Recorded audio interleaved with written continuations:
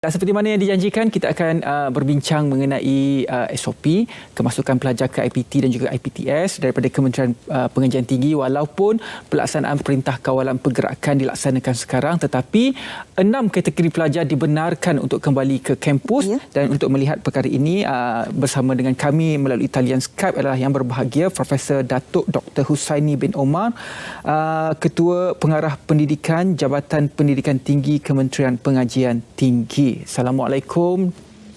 Waalaikumsalam. Apa ni Cik Ridwan dengan Syafiqah. Selamat pagi. Apa khabar di sana? Sihat, alhamdulillah. Apa pun kita nak ucapkan tahniah terlebih dahulu di atas pelantikan selaku Ketua Pengarah Pendidikan Tinggi yang baru. Baru berkat kuasa ni 1 Februari.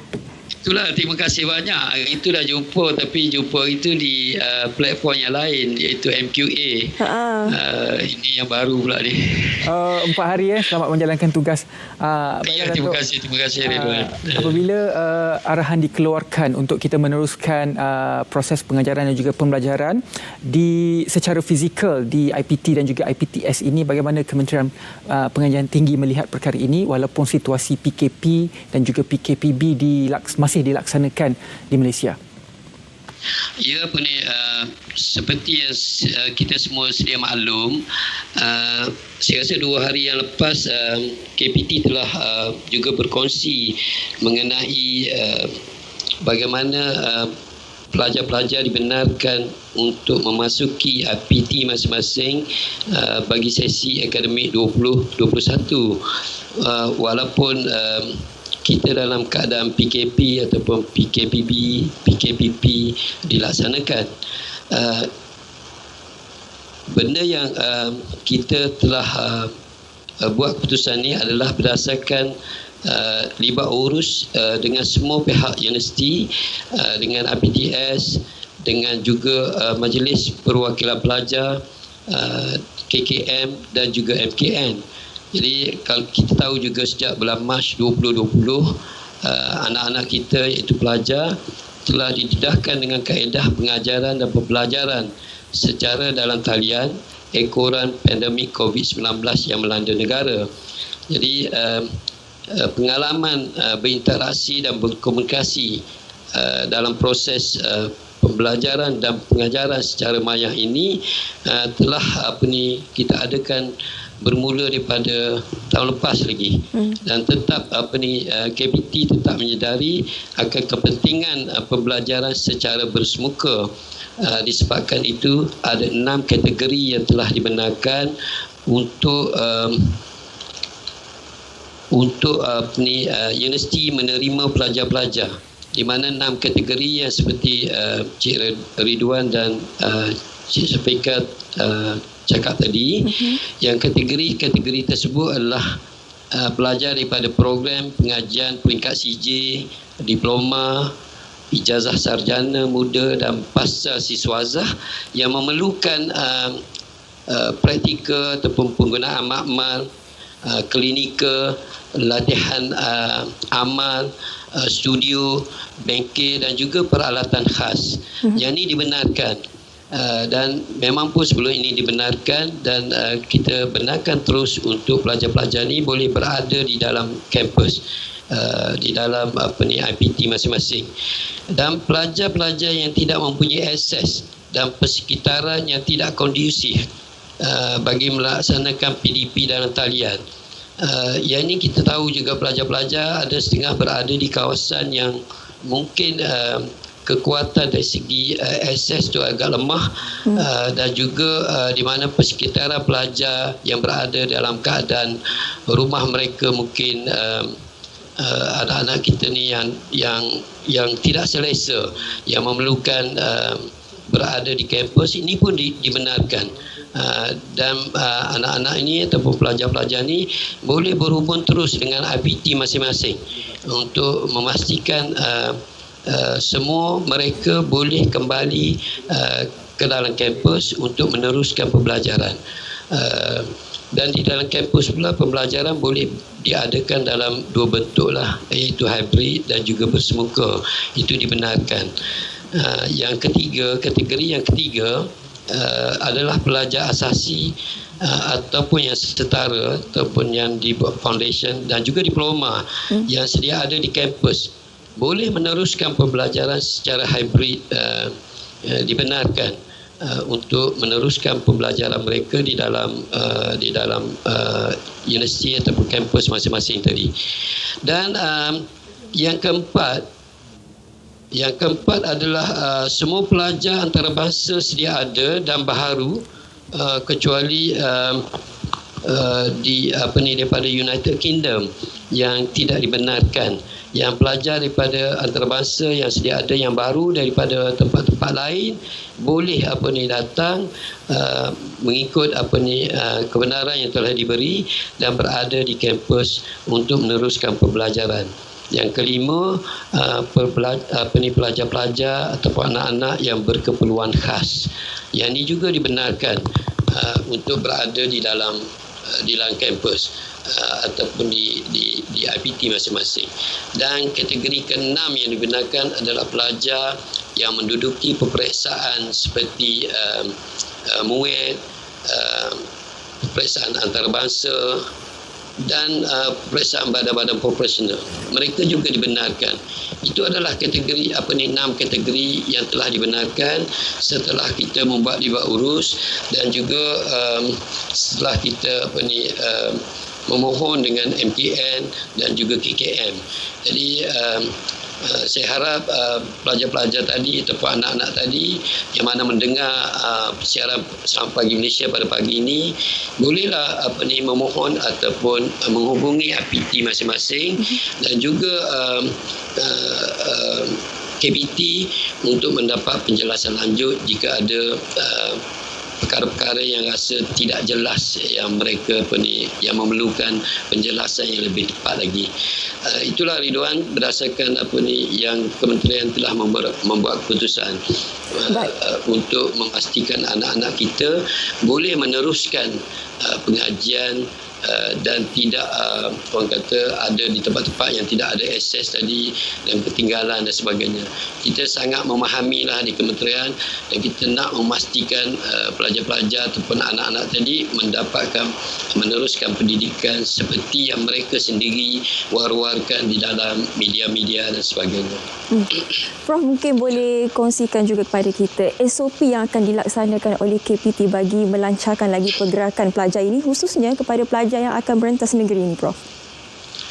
Ya, SOP yang telah dibina tu, SOP tu dah ada yang kita dah siarkan di dalam media dan juga telah diberikan kepada semua IPT di mana kalau kita saya boleh kongsikan di sini kalau di pergerakan untuk dari pelajar yang Semenanjung yang nak pulang ke kampus di Sabah dan Sarawak untuk yang Sarawak pelajar daripada Semenanjung, wilayah Persekutuan Labuan dan Sabah yang nak ke Sarawak ni diwajibkan untuk menjalani ujian swab sebaik saja tiba di Sarawak. Dan alhamdulillah kita bersyukur kerana KKM telah bersetuju untuk membiayai sepenuhnya ujian-ujian swab ke atas anak-anak kita ni, dan mereka kemudian juga kalau di Sarawak tu diwajibkan kuarantin selama 14 hari yang akan ditentukan pusat-pusat dia oleh pihak Kerajaan Negeri Sarawak. Itu juga akan ditanggung oleh Kerajaan Negeri, kos-kos kuarantin makan minum untuk anak-anak kita sepenuhnya. Jadi saya rasa tidak perlu risau sangatlah dari segi kos tadi kerana dia tidak melibatkan kos tambahan kepada pelajar lagi. Dan ibu bapa pun saya rasa jangan risau sangat disebabkan kita mengambil untuk memastikan bahawa keselamatan anak-anak tersebut terjaga dan boleh memasuki IPT dengan keadaan yang lebih selesa lagi. Itu kalau pergerakan ke Sarawak lah. Kalau pergerakan ke Sabah pula, pelajar-pelajar daripada Semenanjung, daripada Labuan, wilayah Sultan Labuan dan juga daripada Sarawak yang akan pulang ataupun yang akan bergerak ke IPT di Sabah juga diwajibkan untuk menjalani ujian swab sebelum masuk ke Sabah. Dan juga ini akan dibiayai sepenuhnya oleh pihak KKM ujian ni. Dan bagi pelajar-pelajar di Sabah ni, dia boleh terus ke IPT dan di IPT dia boleh terus meneruskan pengajian di IPT masing-masing. Bagi pelajar-pelajar dari Sabah dan Sarawak untuk ke Semenanjung, pergerakan mereka daripada Sabah, dia memerlukan pelajar yang Sabah yang nak keluar daripada Sabah memerlu diadakan ujian swab tadi, dan juga ini ditanggung oleh pihak KKM. Dan bila sampai di Semenanjung, proses pengasingan di kampus ataupun di IPT masing-masing akan dilakukan mengikut SOP yang telah ditetapkan lah. Dan SOP ini akan memastikan mereka bebas daripada gejala COVID dan memastikan seperti yang telah kerajaan umumkan, SOP ini agak ketat, di mana kalau nak berada dalam bentuk kumpulan itu tidak dibenarkan sama sekali. Jadi pembelajaran pun kalau dalam bilik kuliah nanti, penjarakan 1 meter itu akan ditetapkan dan akan dipastikan betul-betul mengikut ruang kuliah yang disediakan tadi, dan penjarakan seperti yang telah ditetapkan tadi, yang telah dikeluarkan, jarak di antara mereka adalah 1 meter. Dan keperluan seperti sanitizer untuk semua pelajar tadi di IPT masing-masing itu akan disediakan oleh pihak IPT. Memang SOP-nya agak ketat lah. Kerana ini kita nak memastikan pelajar-pelajar tersebut, anak-anak kita tersebut dalam keadaan yang selamat dan dijauhi daripada gejala COVID-19 ini. Saya pun akan memastikan pihak-pihak IPT semua melaksanakan SOP itu dengan seketat yang mungkin, tapi membolehkan pelajar mendapat pelajaran seperti yang anak-anak di luar sana memohon untuk balik juga ke IPT ataupun ke kampus, kerana mereka ada sebahagian besar juga daripada mereka ni yang tidak ada kemudahan ataupun seperti yang kita kata tadi, kategori yang tidak mendapat akses ataupun keselesaan di rumah masing-masing. Dan bagi pelajar-pelajar yang memerlukan penggunaan peralatan di dalam kampus tadi. So walau bagaimanapun, saya makan sebelum mereka pergerakan itu akan dibuat dengan teliti lah, supaya kita tidak menimbulkan ada kluster baru dan sebagainya. Kita doalah supaya semua apa yang dikendaki oleh anak-anak kita tadi dan juga hasrat oleh kerajaan untuk menurunkan ataupun mengawalkan keadaan pandemik COVID-19 ini dapat kita laksanakan sama-sama. Datuk, apabila kita melihat kepada satu kategori pelajar, iaitu pelajar yang tidak mempunyai akses dan persekitaran yang kondusif dalam melaksanakan PDP dalam talian, dibenarkan untuk pulang ke kampus. Adakah kategori pelajar ini untuk mendapat kebenaran pulang ke kampus perlu melalui prosedur, contohnya meminta kebenaran ataupun memohon untuk pulang ke kampus, ataupun bagaimana? Ya, Encik Ridwan, memang pelajar-pelajar ni perlu memohon untuk pulang ke kampus kerana pergerakannya perlu ada kelulusan daripada pihak IPT masing-masing, dan permohonan tu boleh dibuat terus kepada IPT masing-masing ataupun universiti masing-masing.